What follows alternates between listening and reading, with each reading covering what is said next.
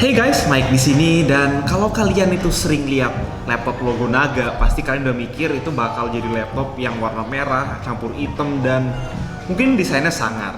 Tapi siapa sangka laptop sekecil dan juga seportable ini punya logo Naga.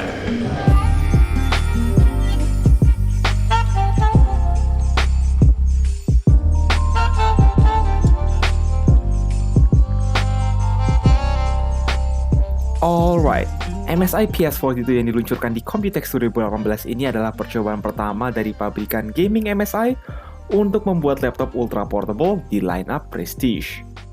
Mungkin beberapa dari kita udah kenal lineup Prestige yang lebih ditujukan buat jadi mobile workstation atau penggunaan profesional. Ya bisa dibilang PS42 juga merupakan laptop profesional meski nggak punya spek workstation. Desainnya pun ngikutin MSI GS65 yang udah juga kita review, yaitu simple, kalem, kotak, tapi didominasi warna silver yang mencerminkan aspek profesional. Emang bener sih, ada banyak ultrabook yang lebih tipis dari PS42. Dan tujuan MSI itu lebih memberikan performa dan reliability yang di atas rata-rata ultrabook kelas menengah, tanpa ngorbanin bobotnya yang ekstra ringan.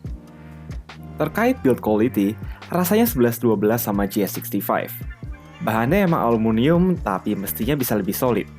Misalnya lempeng bawah dan atas ini kalau ditekan sering bunyi. But okay, ini bukan ultrabook papan atas jadi bisa dimaafkan. Terus, gue juga seneng lihat bezelnya yang tipis dan berwarna hitam, yaitu kontras sama bodinya. Assembly ini bisa ditidurin sampai 180 derajat persis kayak GS65. Yang beda itu di panel 14 inci Full HD-nya yang bukan IPS tapi setara IPS. Dan tentu terbatas di refresh rate 60Hz. Yang penting sih viewing angle luas, cukup terang dengan kontras dan akurasi warna yang mantap. Bahkan profil warna bisa diatur sesuai kebutuhan. Di sisi konektivitas, MSI nggak mau ngecewain kita. Mulai dari Kensington Lock, SD card reader, USB 3.1 Type-C, 2 USB 3.1 Type-A ada di sebelah kanan, lalu di kiri ada charging port, HDMI, USB 3.1 Type-C, dan audio combo jack. Buat yang ngarep ada port Thunderbolt di harga segini, PS42 jelas belum punya. Versi utama yang dijual di Indonesia dibekali CPU Core i5 quad-core 15W dan GPU GeForce MX 150 2GB versi nggak disunat. Secara kemampuan CPU nggak perlu diragukan, dan beda cuma sekitar 15% dengan Core i7 8550U di benchmark Firestrike dan Cinebench. Dijamin cocok buat edit foto, video ringan, dan aplikasi-aplikasi lain dengan workload jangka pendek. Di sisi lain, gue juga puas dengan performa MX 150-nya yang nggak disunat macam Asus UX 331 yang sebelumnya di-review Rizky. Fortnite settingan medium dan Dota 2 setting mentok bisa jalan di atas 60 fps, bahkan Rise of the Tomb Raider setting high pun masih playable. Nggak disangka laptop senteng ini masih enak dipakai main game casual. Kelemahan laptop ini sama kasusnya dengan GS65 adalah RAM dan storage yang nggak user upgradable karena ada di sisi atas Mobo. Kita dapat SSD M.2 256GB untuk versi Indonesia, dan RAM 8GB single slot yang bisa di-upgrade sampai 16GB. So far, manajemen panas di laptop ini cukup baik berkat sistem dual fan dan intake dari atas keyboard. Jadi ini bukan speaker. Suhu GPU bisa sampai 85 derajat, tapi terkonsentrasi di bagian atas, so keyboard relatif adem. Fitur kipas Cooler Boost Turbo juga cocok pas terus-terusan main game. Bisa diaktifin di Dragon Center. Dan ya ternyata nggak seberisik yang dibayangkan. Lucunya, di mana GS65 yang sama-sama bezel-less bisa punya kamera di atas layar, PS40 itu jadi mirip Gigabyte Aero 15 yang kameranya punya posisi awkward di bawah. Tapi ya sudahlah. Keyboardnya jelas cetek, tapi ternyata tactile dan nyaman dipakai ngetik.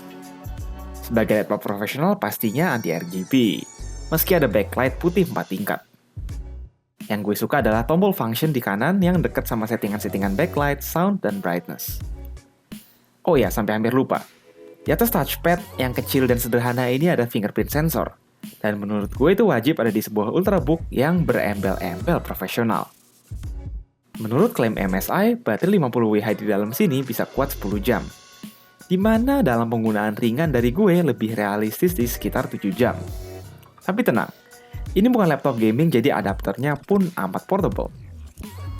Kelemahan terakhir yang agak deal breaking justru di speaker. Kurang jernih, pecah dan bass-nya nggak nendang.